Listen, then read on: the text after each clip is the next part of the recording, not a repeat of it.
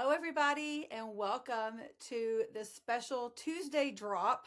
On Tuesday, we're talking sports this week on December 23rd, 2025, for the special episode 50 holiday episode of Sooner Girl Sports Pod. And when I recorded this episode with Coach Stephanie Cooper just a couple of months ago, I knew I wanted to do something special with it. And I thought this would be a perfect drop for a quote holiday / vacation episode of Sooner Girl Sports Pod, being as Coach Stephanie is the head women's basketball coach at the University of Virgin Islands in St. Thomas. And those who know me personally know that St. Thomas is a favorite vacation spot of mine and my husband's. And that is how Coach Stephanie and I got connected, which I will go into that more later. But I knew I wanted to do something special for the episode with her. And episode 50 to get ready to close out the year is just a perfect scenario. So I cannot wait for you guys to hear this episode with Coach Stephanie Cooper and also celebrate 50 episodes of Sooner Girl Sports Pods. And I would first just like to thank each and every one of you for listening, supporting me, following me, sharing with friends, just all of the things. I would not be here without you guys. It's so crazy to think not even a year ago I had started on this journey. It was about this time last year that I decided to see if I could get social media handles with the name at Sooner Girl Pod on all social platforms, and I was able to do so. And so I quickly secured those and started working out all of the details. But here we are a year later. And I was going to read this later, but I'm going to go ahead and read this now because it's just a super cool reminder of all that I have accomplished this year. First of all, I'm sitting here in a hoodie with my name on it, or the name of my podcast.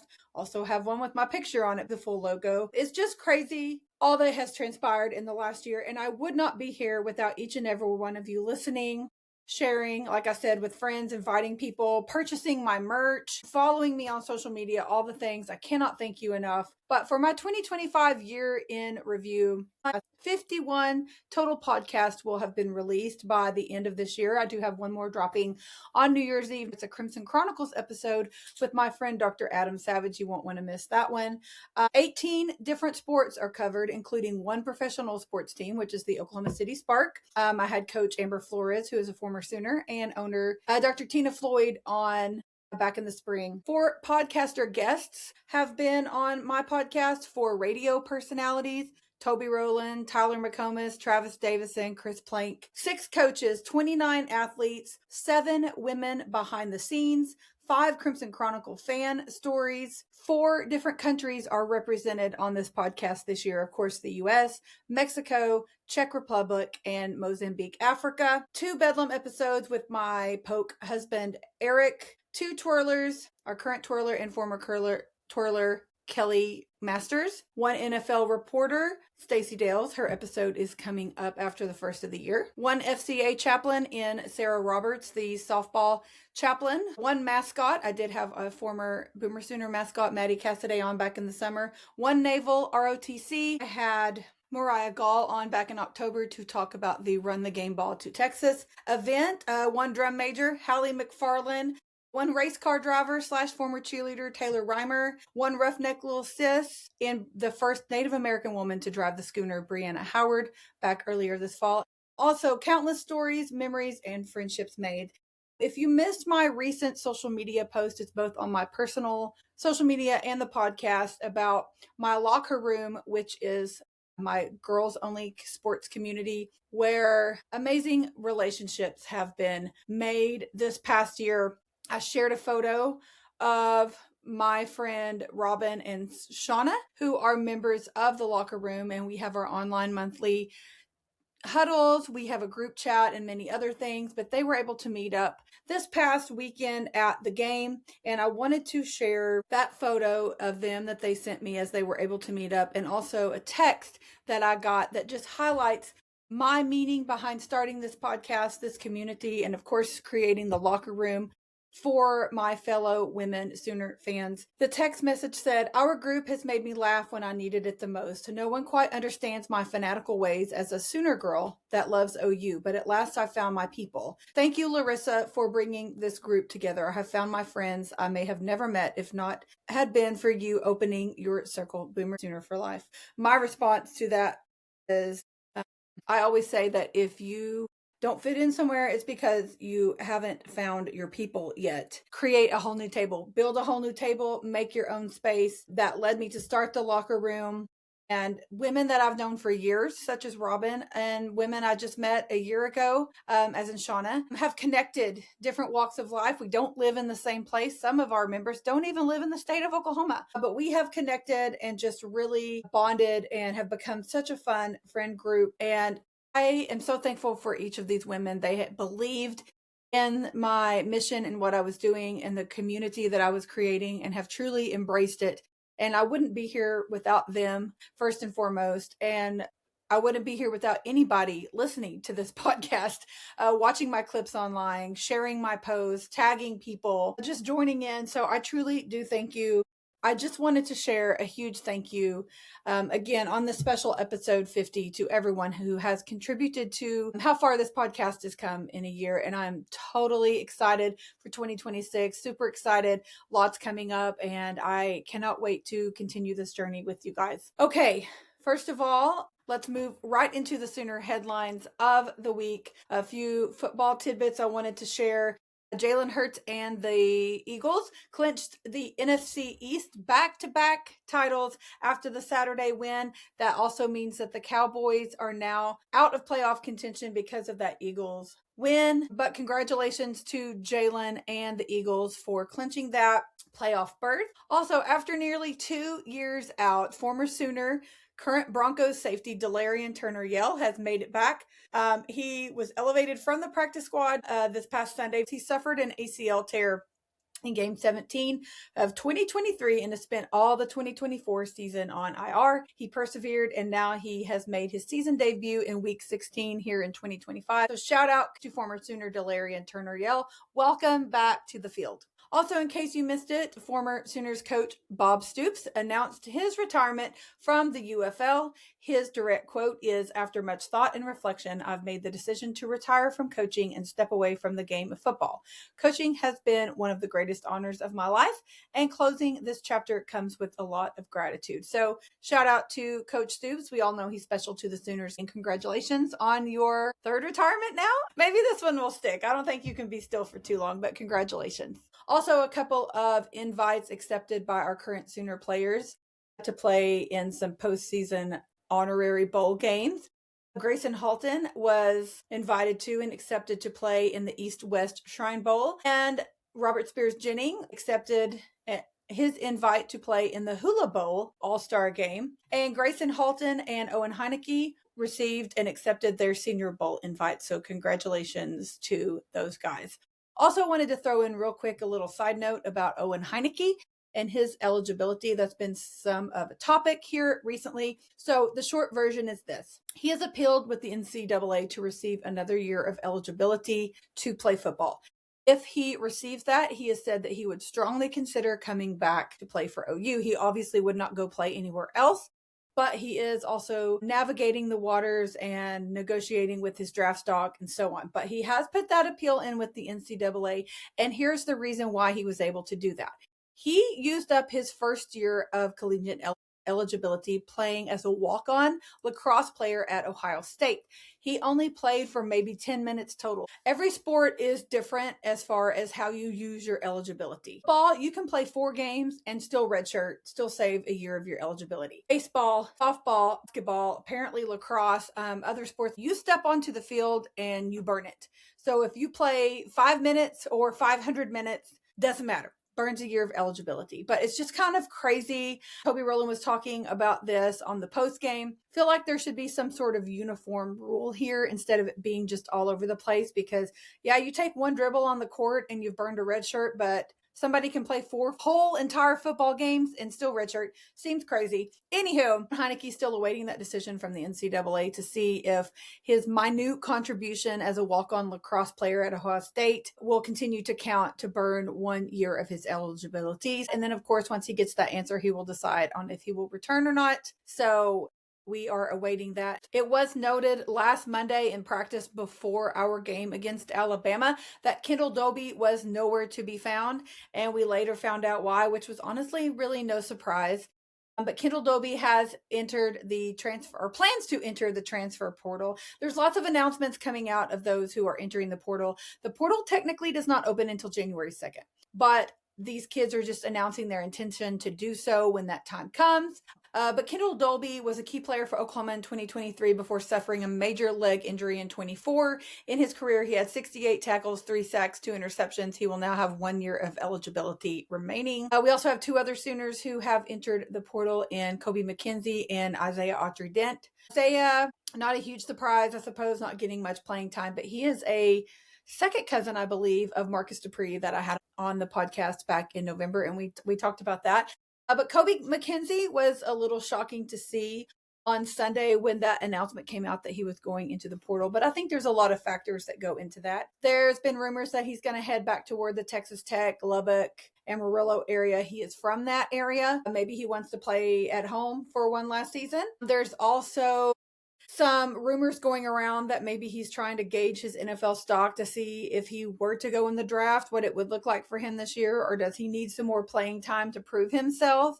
If he does need more playing time, it might behoove him to go somewhere else where he would be able to do so, hence Texas Tech perhaps. So there's a lot of speculation there, but he is engaged to our former softball standout, Kinsey Hansen. For those of you who don't know, they are getting married just after the first of the year. She's playing for the OKC Spark this summer, softball. So there's lots of things to factor in here on what all that means. But Kobe is a Sooner. That couple is Sooner DNA for sure. So I wish them the best, absolutely, but I'll be curious to see how things kind of pan out there for Kobe going forward. Also, a little tidbit I wanted to point out going into the Alabama game, CBS Sports ranked the 25 best players in the college football playoff. OU had 0 players listed, not 1 player listed. It was just crazy. And of course, reading that, looking back in hindsight now is perhaps kind of comical, but going into the game, definitely was wondering why Tate Sandell wasn't on that list, or even R. Mason Thomas. Somebody that there wasn't one Sooner that stood out of all the playoff teams seems a little crazy, but like I said, in hindsight, it's somewhat comical, I suppose. But OU made its 27th consecutive bowl post-game appearance, the longest streak in school history, beginning in Bob Stoops' 1999 debut season as head coach. It's the second longest active streak in the nation. Also, Friday's matchup against Alabama marked the latest home game of the calendar year in Oklahoma's 131-year history. The previous latest home game came in 1985 when Barry Switzer Sooners beat SMU 35-13 on December 7th. OU went on to beat Penn State in the Orange Bowl to claim the program's 6th AP national title back in 1985. Fortunately, after this past Friday evening's game, that is not how this season is going to end. And it is somewhat disappointing for sure. I think we had some high hopes going into. We thought we had a pretty easy path to go further and deeper into the playoffs for sure, hosting Alabama at home, a team that we had played before, beaten twice already in the last calendar year. Just didn't go our way. The ironic part being everything that went our way in Tuscaloosa just a month ago flipped the script. Everything went against us. Those exact same things went against us in Norman this past Friday night. Still a little in shock from that. It took me a day or so to recover and just sort everything out mentally for sure. But I want to give a huge shout out to Caitlin Fournier. I had her on the podcast earlier last spring talking about all the behind the scenes stuff she does for fan relations for football, softball, and women's gymnastics. But Caitlin and her crew, and there's many other people involved in this. I don't want to go off listing a ton of names because I don't know them personally and I don't want to leave anyone out. But my goodness, just a fantastic experience, atmosphere in Norman at that CFP playoff game. If you weren't there, I don't know that I have the words to describe it. I took so many photos. I took so many videos to share, which I did share on my social media. TikTok just to try to capture the magic of the evening, the day, the whole day, the whole week. And it was just truly hard to do, but they really outdid themselves with this one. Several of my highlights from that day, my favorite memories, the flyover for the Walk of Champions was incredible. That was done because it was too dark at actual kickoff during the national anthem to do that. But that was an amazing way to still be able to include that awesome tradition in game day. Toby Rowland doing the ending of the scene setter live from the press box as he hung out of the press box window during the video before the team ran out. One of my favorite moments for sure. Red Dirt Media did capture that, as well as my 50 Cent memory as well. You can go to Red Dirt Media on Facebook, Instagram, TikTok to see these videos as well. But yes, my third one being 50 Cent comes out of the tunnel between the third and fourth quarters singing Many Men. That was then answered by a touchdown drive. And I don't know that anything will be able to top some of those moments. I cried multiple times during that game, teared up. Just the atmosphere was truly incredible. I hate that the game ended the way that it did, but I don't want all of those things to get overlooked. Caitlin and her crew did a fantastic job. And I just, again, don't want them to get overlooked because it was truly incredible. We had Kyler Murray on the sideline. We had Billy Bowman, Jada Coleman on the sideline. It was just truly an amazing day. I hate the way that it ended, but we started out strong. That first quarter or so was really amazing. Mateer scored a touchdown. That was Oklahoma's first touchdown drive of 50 plus yards or more in more than 5 plays since the Ole Miss game in October. Tate Sandell starts off strong, nails 51-yarder, 8-on-8 of the season, tied the NCAA record for 50-plus yarders in the season, most in the season. Deion Burks with the near fully vertical toe tap catch, just incredible. Again, Mateer was looking really good there and unfortunately throws a pick, and the game gets tied at half, and we lost our 17-point lead that we had gained in the first quarter or so. That was gut-wrenching, you guys. And what's even more gut-wrenching is the stat that I'm about to read. I have not been able to get it out of my head ever since I heard it. Oklahoma is the only team in the CFP history to blow a 17-point lead. We've now done that twice.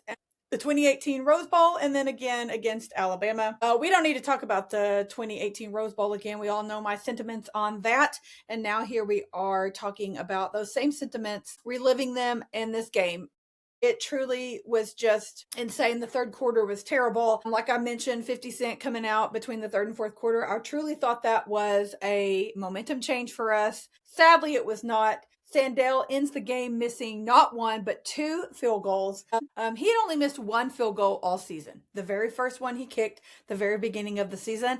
And then he sandwiches that on the back end by missing the last 2. But I hope that kid can get over that because he's still the best kicker in college football. I would still put him up against just about anybody. And that kid is massively responsible for at least 2 of our wins this season that even got us to this position in the first place. So Tate Sandell, still giving my kudos to you. Still think you win and deserve the Lou Groza Award. I hate that the season ended like that for him, but hell of a season we had, made a ton of progress. I know the way it ended is going to leave a bad taste in a lot of people's mouth, especially Oklahoma now being 0-5 in playoff games. Another stat that I don't want to talk about. It really does sting, but our special teams just imploded. Also, Grayson Miller had a dropped punt. I don't really know what happened with that. He just dropped it, and it was ridiculous. I don't know what happened. There was also a short punt. Again, those 2 missed field goals. It hurt. Final score 34-24 Oklahoma. We got outscored 34-7.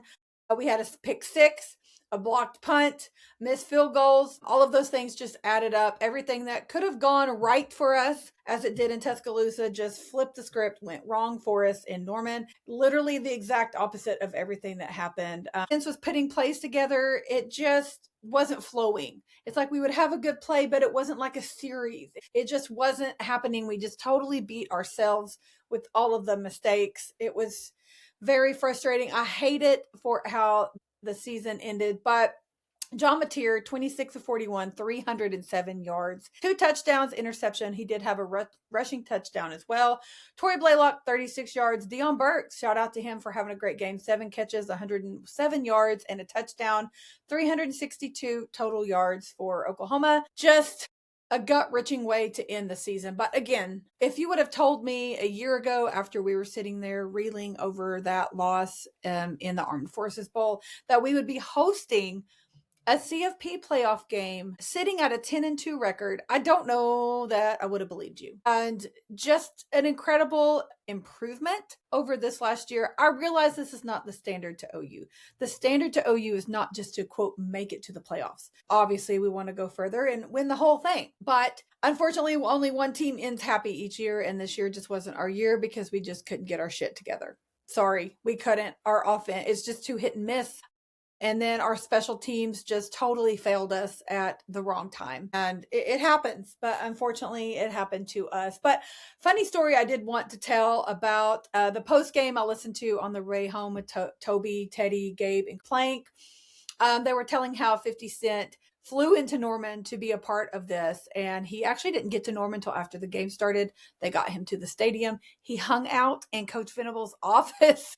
They were talking about the guy that was like, quote, put in charge of him during the game, hung out with him in Brent Venable's office, explaining to him like, hey, this is why you're doing this. This is how I want you to do it. Here's the microphone, mic drop, the whole thing. And apparently 50 Cent, when he came out, said, let's light this bleeping place up. So it's just really funny. He comes out in the OU hoodie. It was just truly a special moment. But again, just a sad ending, but also a good ending because nobody in their right mind thought we'd be sitting here talking about hosting a CFP game. So I hate that it turned out the way that it did, but we've just come so far in a year. And again, last year after our loss in that bowl game, I was really sitting here going, I think I want to have a podcast. I love talking about sports, not just football, but all sports. And I remember sitting down and just recording and writing down some thoughts after that. And that's kind of what birthed my whole project and where we are today. So just what a year it's been, and I wouldn't change it for anything. And I'm very hopeful for next season for sure. Okay, moving on to men's basketball. Last Tuesday night, 67 win over Kansas City. Xavier Robinson, 21 points. Nigel Pack, 15. Darion Reed, 15 points. Mo Wiggy, 11. Also, Jaden Tay, Kai, Kowal, and Jeff, and Dayton Forsyth all had contributions as well. Again, Dayton Forsyth is sitting out today's game as I'm recording this on Monday the 22nd. And then they also play on Monday the 29th versus Mississippi Valley State at home if you want to check that out over the holidays. Our women are also at home today. They're actually about to play right now as I'm recording this. And then they do not play again until after the first of the year.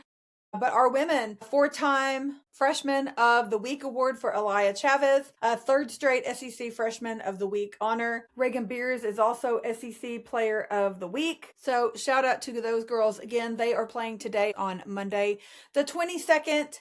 And then they are off the hook until after the first of the year. Also, quick shout out to our women's gymnastics squad, preseason number 1 season. Tickets are on sale, of course, and also single meet tickets are now on sale as well. So get on Soonersports.com and snag yours. A quick shout out for our wrestling squad as well. They had 3 duels and 3 wins at home just yesterday on Sunday, the 21st.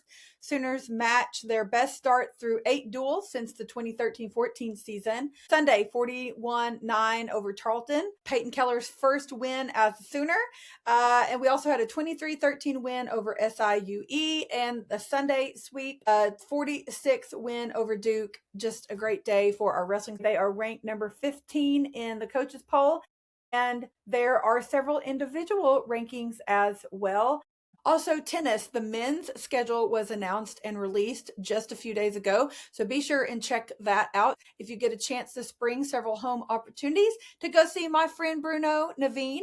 I had him on the podcast this summer. He's such a fun guy to watch play tennis and just an excellent human being. Can't wait to get out and support those guys. Also, shout out to our girls tennis player, Julia Garcia Ruiz. I actually interviewed her for an episode of the podcast. That will be coming out after the first of the year, but I want to give a quick fall rewind on Julia and her activities this past fall, which we do talk about in the episode. So can't wait for you guys to hear this one. NCAA qualifier, ITA singles All American, ITA Central Regional Singles co-champ. And her final ranking is number 24 in singles and number 32 in doubles. Shout out to Julia Garcia Ruiz. Also, congratulations to the winter graduates. They had graduation this past weekend.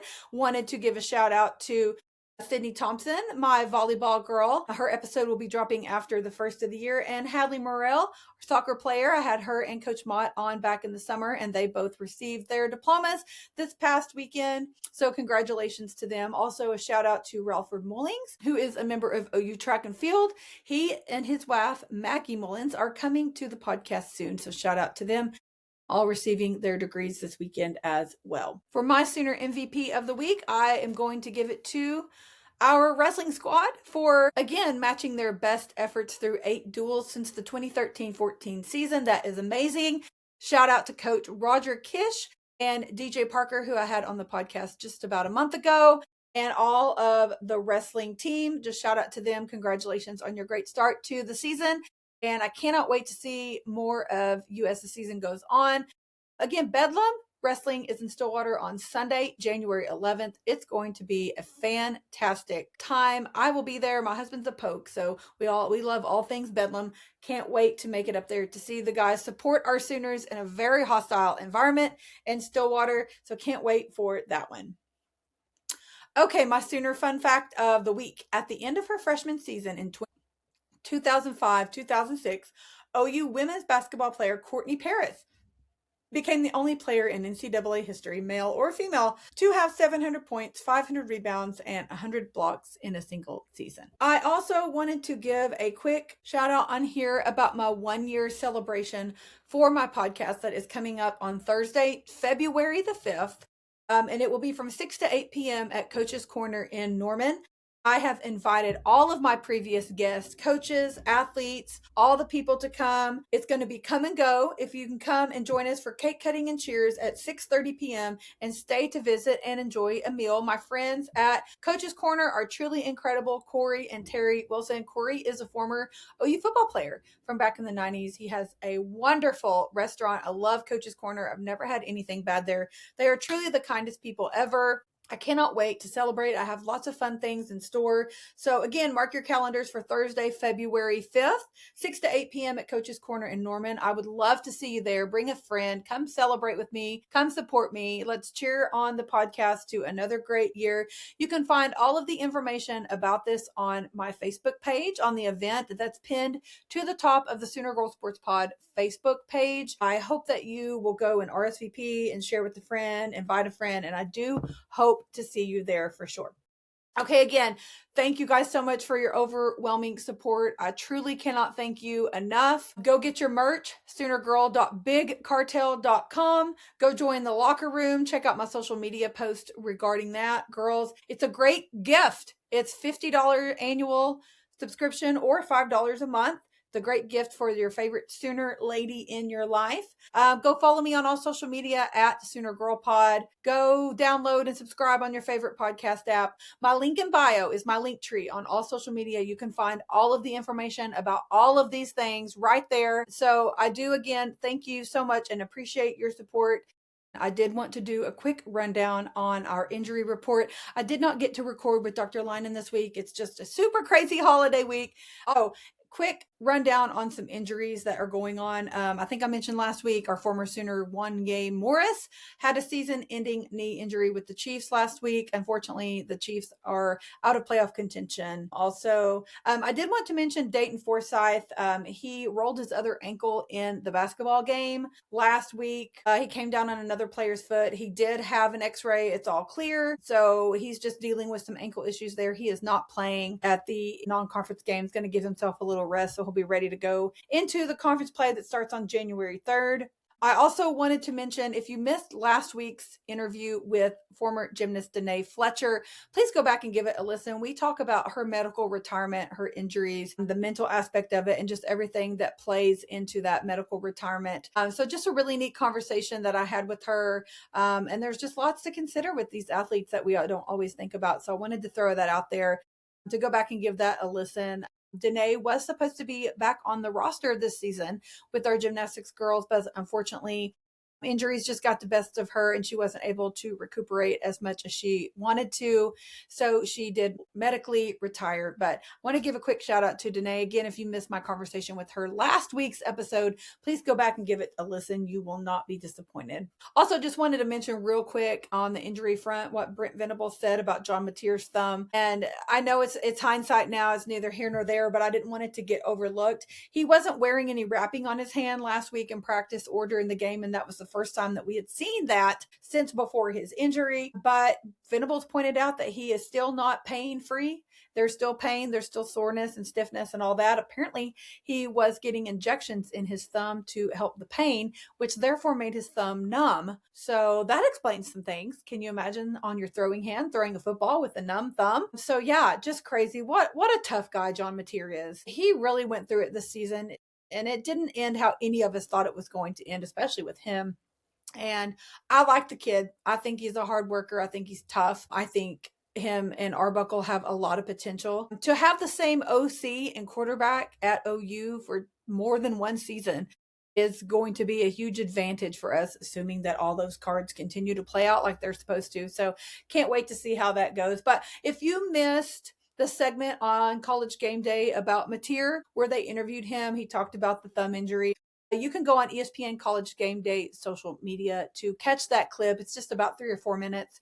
But just give us a little insight on the fact that these players are human and they deal with a lot of stuff. So it's a really neat little segment there. So luckily, not a lot to discuss on the injury front. Nothing serious really going on. Super thankful for that. But I will continue to connect with Dr. Lennon throughout basketball and the diamond sports, gymnastics this spring into the year. You never know what's going to come up. But again, nothing huge to discuss. No body parts we haven't talked about before. But again, I just want to thank Dr. Lennon for joining me. He's been on most weeks with me, like 10 or 11 weeks, recording, talking about injuries. So I'm super thankful for him.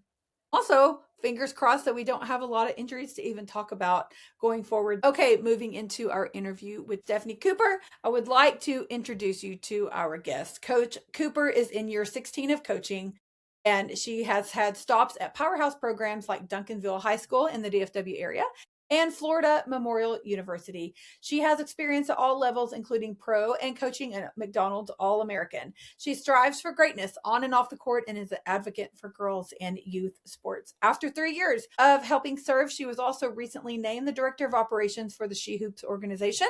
She brings elite organizational skill, leadership, and a deep love for the game in the SheHoops movement. From player development to event execution, she is the one making it all run smooth behind the scenes. Structure fuels success. When the foundation is solid, greatness follows. So shout out to Coach Stephanie Cooper for coming on the podcast.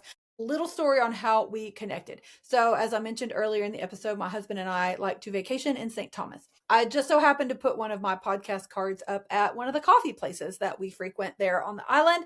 I got a message on Instagram from Coach Stephanie late last summer.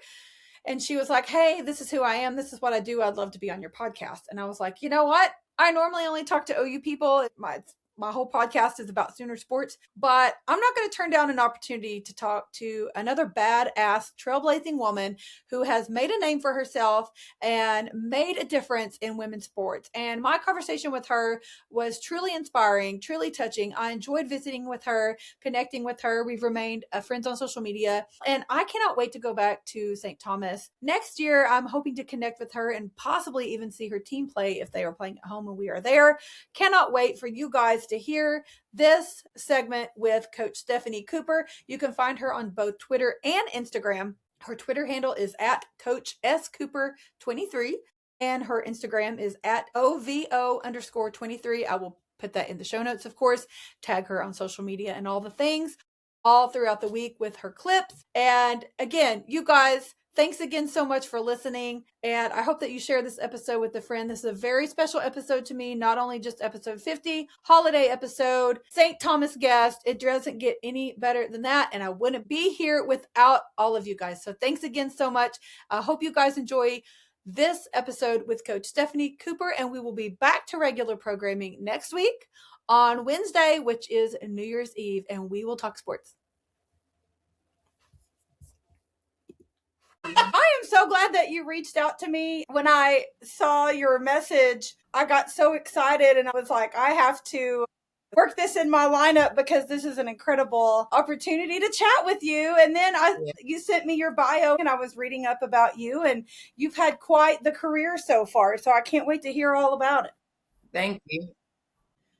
Thank you for reaching out to me and wanting to talk, because I think, obviously, like you said, you're wanting to raise awareness about women's sports and the opportunities that are available around the world. And I love that. So I can't wait to hear all about it. So let's talk about you first, so we can back up a little bit and just talk about your basketball history, your love for the sport, and kind of how you got involved, and however far you want to go.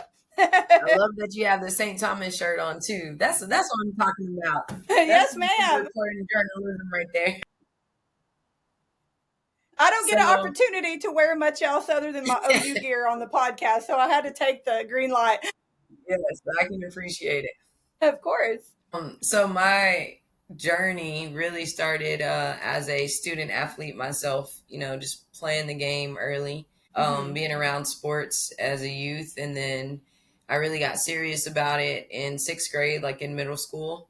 Once, like, I just had a really good coach that kind of just took me in under her wing. And I was a little knucklehead back then in middle school, so. Aren't we all? Yeah.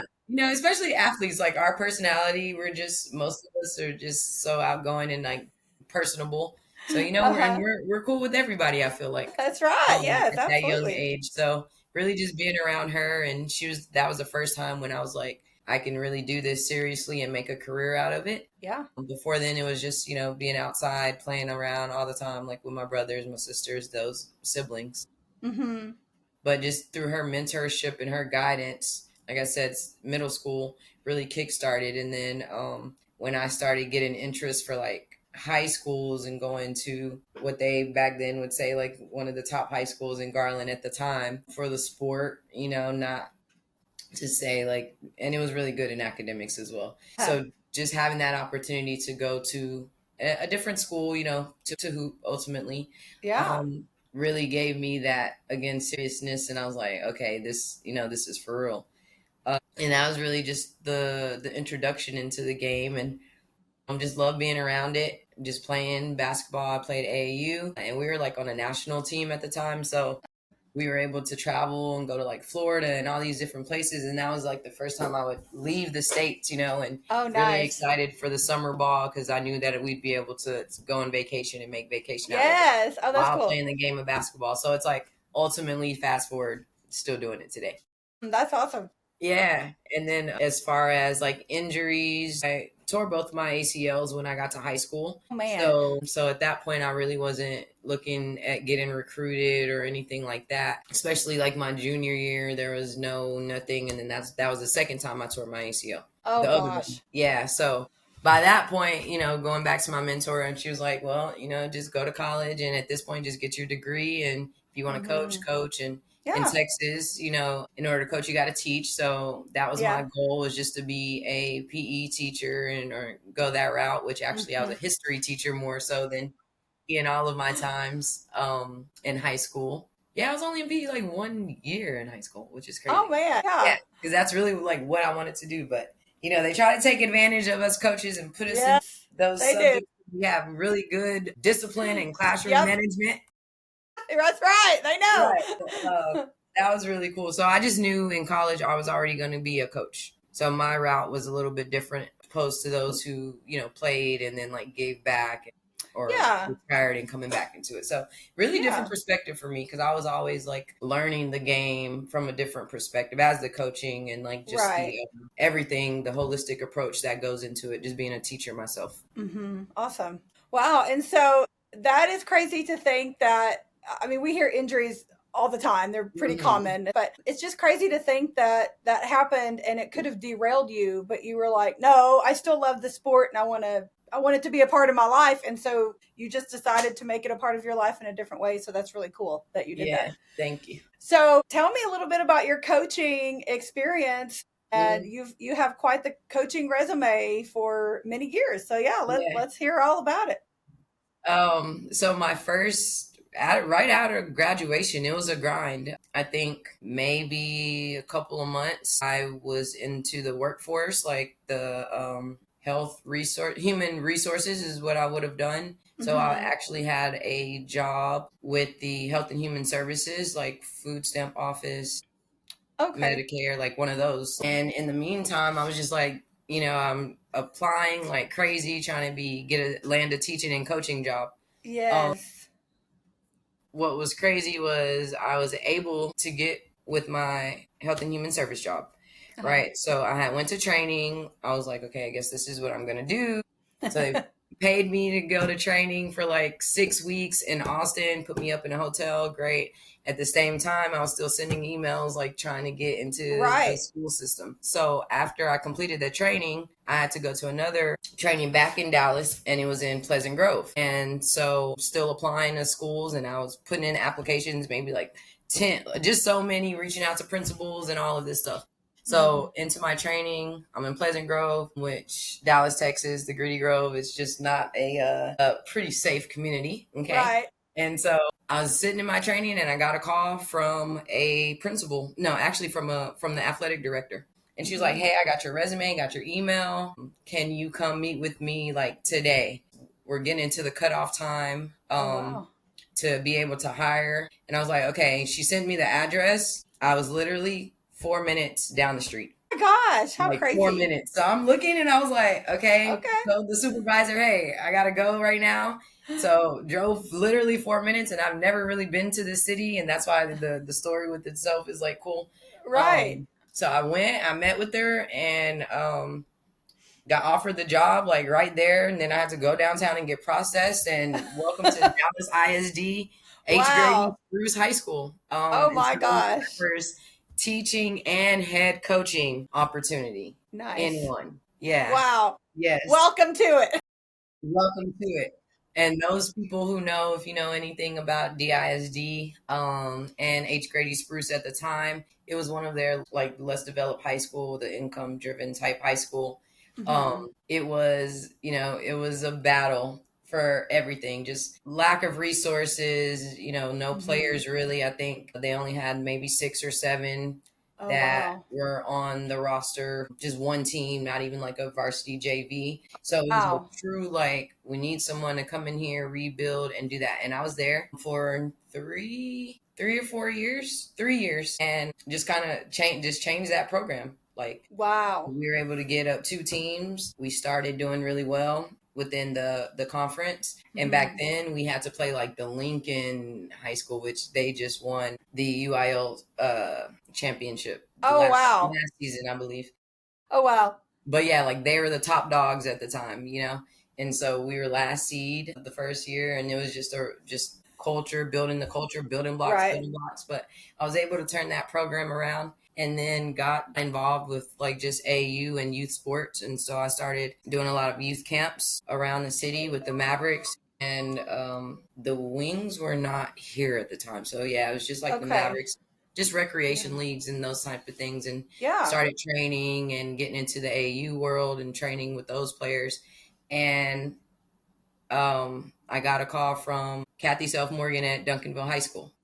Mm-hmm. And she was like, "Hey, I have an opening, just hearing good things about you, and like send me your resume and all of that." And was able to go from a bottom, you know, type school to the top Mm-hmm. program, Wow. not just in Texas, but in the nation. Like, Yeah. at this time they had already came from a championship, coming off of a championship.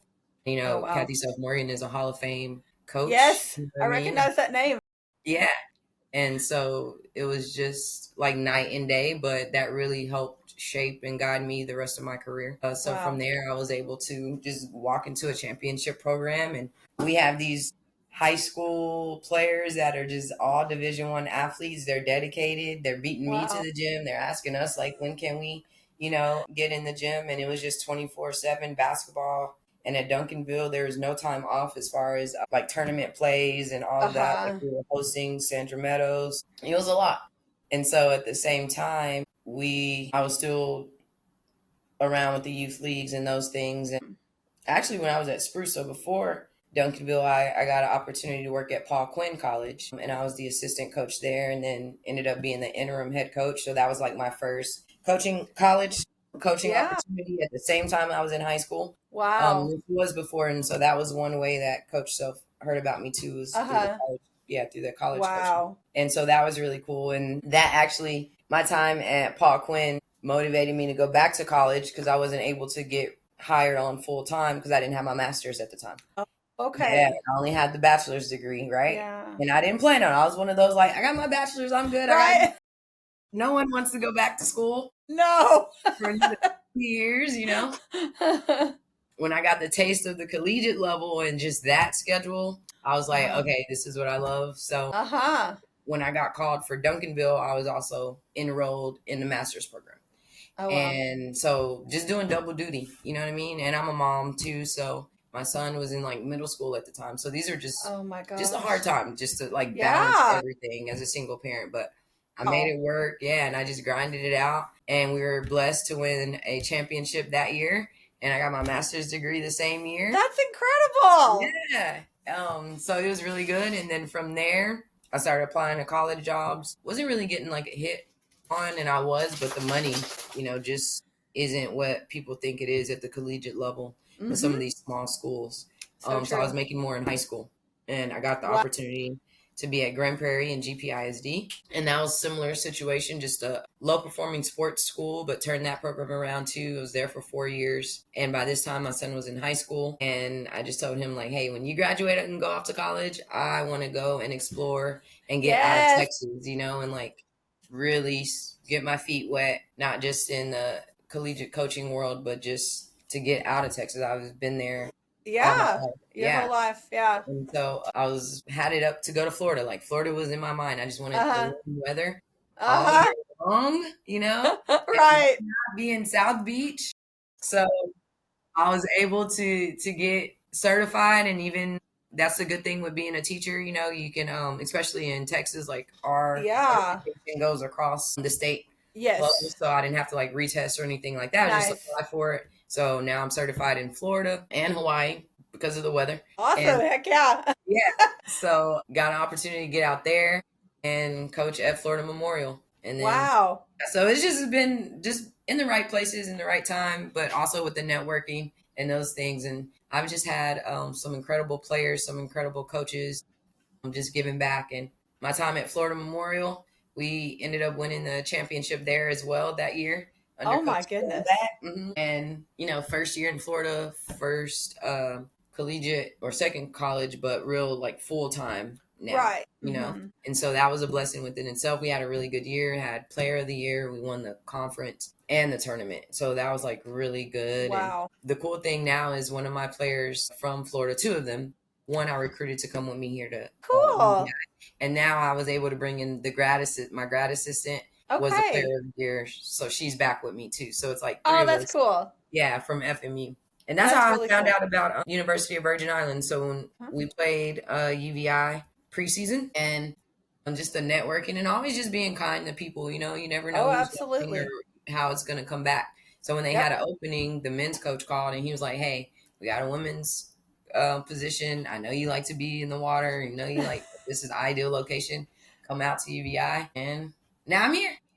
That is crazy. Well, you just in a nutshell just explained why I wanted to talk to you, because you're a badass. I mean, my goodness, but I can't quit thinking about you talking about your back to the beginning kind of and building up that program and how you had no resources hardly and no players, and you had to go out and I'm sure do some sort of fundraising or something, or find a way to get the equipment and things that you needed, and then also go out and find the players and build that passion in them and that desire and build up that team. And wow, that's a lot of work mentally and physically, all the things.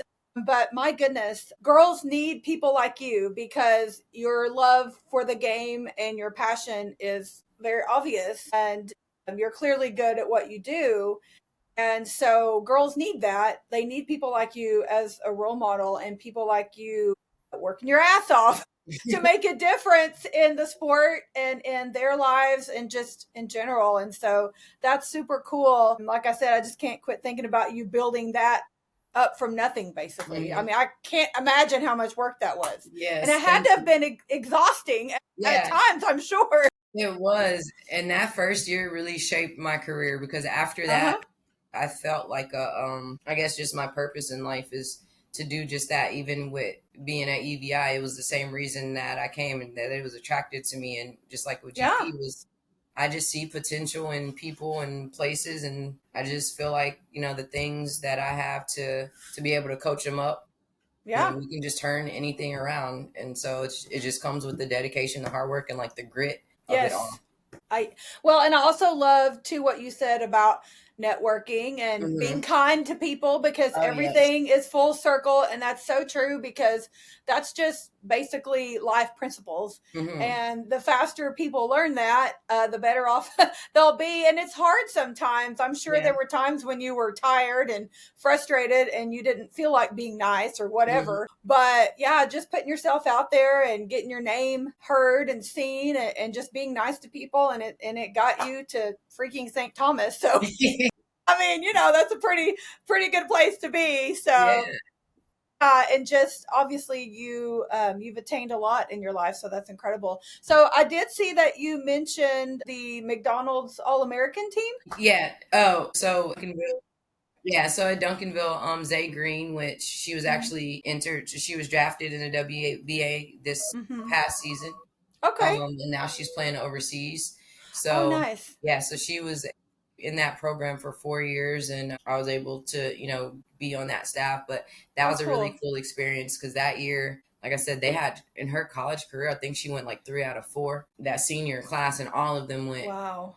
Division 1, and That's like they're all awesome. still playing, and if they're not playing pro, they're coaching now and being grad assistants. Oh, Yeah. that's incredible. Yeah, like I know Anaya, she was a Jayhawk, so she went to Kansas Okay. and was actually brought back for the grad assistant. We didn't get anyone to go to Oklahoma, unfortunately, Yeah. Well, that's okay. but they There's were lots there. Yeah, they were there. They there's had the offers for sure. Yeah, there's so many great programs, and it's crazy. I've just recently talked to two current Oklahoma women's players, Mm. and just talking about the sport in general and how far it's come in the last handful of years, just the women's side of it. But I mean, I love basketball. I do. It's not my first love of sports for Mhm. sure, but it's definitely grown on me. I would say probably in the last 10 to 15 years. And I love March Madness, but what I love about it is the women just got to start using the March Madness tag Right. within the last 5 years or so, I think. I mean, it Yeah. hasn't been too terribly long. So my point of that is I love talking to women like yourself and then players that have made a difference in the sport that are a part of it currently and just seeing how far it's come. And Mhm. then you mentioned the Dallas Wings, and I'm not sure how long they've been in Dallas. I mean, I've lost track of It time. was like since 2018 because they were in Okay, Oklahoma when they left Tulsa. They were there right. and then came there. Yeah. Okay. So, but the WNBA has come so far in Hmm. general and just the awareness of it. And it kind of goes back to getting your name out there and Exactly. networking and all of that. And of course, I know there's been a lot of big name players that people are always going to follow those certain Hmm. players. But, the last handful of years, it's just been very promising to see how far the sport has come. And I saw something, but it was a handful of games. I don't remember the exact amount, but a decent amount of games that ESPN were committing to broadcasting for the NBA next season. Okay. That's a big deal Yeah. because, like that's been one of my biggest complaints, I guess you could say, Hmm. as far as the WNBA goes right now, is that it's not as accessible Yes. as other sports, and it Right. might be on another subscription service or something Hmm. like that, or if it's a big game you'll catch it on a network maybe. But for ESPN to go out and say, hey, we're going to broadcast a decent amount of these games next year, I thought that was a really big deal, and so I was very glad to see that. But anyway, all that to say, I think there's a lot of names. Of course, I know everybody knows Caitlin Clark, and I'm not Yeah. discounting what she's done Yeah. because Yeah. I think she deserves her flowers. But there's a lot of players, a lot of names that carry that weight for the sport. And I think they all deserve the credit for getting it where it is today. Yeah. And like you said, there's people that play overseas. I know there's several former Oklahoma girls that play overseas. Maddie Williams, Taylor Robertson. I know there's more, but those two off the top of my head. But just playing overseas, that's still a big deal. Right. I mean, there's still opportunity They're still there. pros, yeah. And yes, it doesn't just stop. No, it doesn't. And that is something I think that people, and I know this is where you wanted to go and talk about, is just raising that awareness, because a lot of people don't have a clue that there's anything going on. I mean, I guess everybody gets kind of in their bubble, so to speak, and they're like, oh, there's basketball, other teams around the world, like, where are they playing? What are they doing? And again, it's hard to follow because it's not as accessible here, but there's the internet. And that's one of my main things that I tell people when I'm pushing follow women's sports, follow these athletes, follow these, quote, obscure sports that often get overlooked, like tennis, volleyball, track and field, soccer, all of those things. Like, I can promise you they have social media accounts. Right. So go find your team, find your player, go follow them. You can keep track of them. And if they are playing overseas and it's 2:00 in the morning here in the States or something, well, I mean, maybe you can watch it later, or at least you can follow and see highlights or something. Like, you can still keep up with your people. So pros and cons of social media, but that's definitely one of the pros is, like I said, I push it. Go follow your people. Go see what they're doing. Go find these teams and these players, because they're all over the world playing, making a difference, and a lot of people aren't aware of it. So and I mean, even with Florida Memorial, my grad assistant there, Monique, she's now playing for, she's from UK, and she went back home, and she's playing for the Lady Lions over there, and like, they're doing really good. They just kicked their season off, but again, it's just like, what, like, there are so many teams. Even I hear, you know, when you look into FIBA, that's a whole nother world. Like, even it is. Yeah, Virgin Islands, we have a national team. You know, of course, Puerto Rico is big and with their basketball culture, but Dominican Republic has a women's pro league that they're running right now. So there's just so many things that's going on, especially here in the Caribbean, and we have just some good leagues and just good players. And you know, the thing here with VI, like Aaliyah Boston, you know, shout out to her. They just did really good with the Indiana Fever, good run. So Madison Scott, she went to Ole Miss, but she's a Virgin Islands native too. Her parents are from here. So there are some people like that represent for their country and their territory. Oftentimes they go to the States, but now we're seeing an influx of people, especially me, coaches like me and my recruiting. I'm recruiting from the States to come to the Paradise. You know?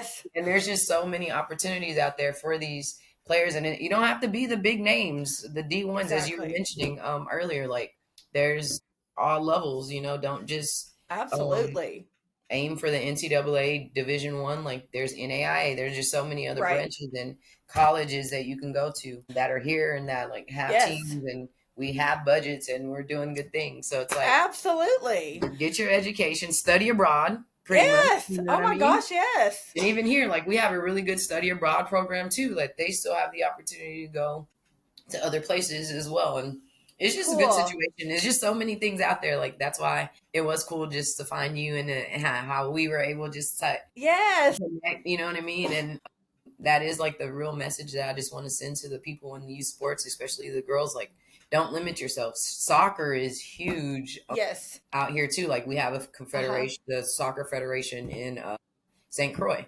And so it's it's just like, y'all, if you can go anywhere for any sport, just do your research. That's so true.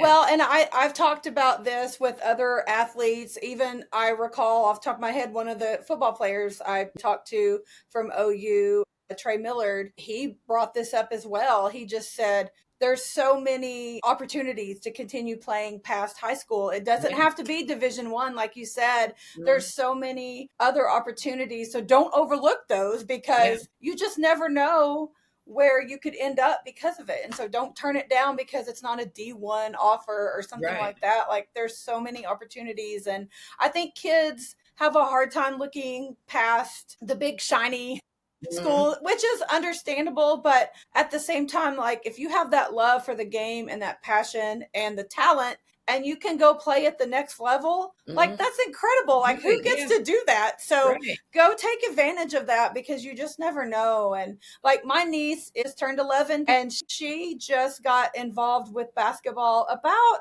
a year and a half ago. She's fifth grade. So about a year and a half ago, and she loves it. And she has started going to a couple of different camps. Went to OU, a basketball camp this summer, a Dallas Wings camp. And she is on a travel team. But she started when she was about 9 years old. And again, I was just like, hey, if this is something that she likes and wants to invest in it and the opportunities there, then you just never know. But I think too, again, it's going to be something that over the years, it's important to remind her and other players, like, I know you love OU. That's great. We can all be OU fans. That's fine. Yeah. But there's so much more out there. I mean, we have a local junior college not far from where we live. It's just, a 2-year college, but they have an excellent softball program. They have basketball, and a lot of players will go there and then later get recruited to go somewhere else. Exactly. That's a bigger school. And so you just never know. And so I think it's important, like you said, to remind those kids, hey, you just don't know. Just work hard and figure out if that's what you want to do, make that your goal, and just keep working, because you just never know. You could end up in St. Thomas someday. Like, really, yeah. And that's, environment is big, because it's not and we have really good players. Like, the conference, it's not a watered down, it's actual hoopers that just chose to be in beach and basketball, and why not? So I know, right? Well, and I was going to ask you too, where you recruited a lot of your players from. So you do get some from the States, which, like you said, who wouldn't want to come? Yeah. So of course I have like my Florida ties, Texas, I recruit really everywhere, but California too, just because they're kind of used to the climate over there. And so, and it's so many JUCOs and community schools out there too. Like the Florida, those are kind of easier, their proximity. So I get those. Right. For sure. And then like Kansas, Atlanta. And that's the first thing that's the first thing I tell those kids, like, you don't even need a jacket. Leave all your stuff there. You don't even know what winter is. Like, you do not need it. You don't need it. Yeah. That's awesome. Yeah, not one time have I been to St. Thomas and wish I had a jacket. That's for sure. That's just so crazy to think about. Like I said, we've been to St. Thomas, I've lost track of times, and we've actually driven out to the university a time or two.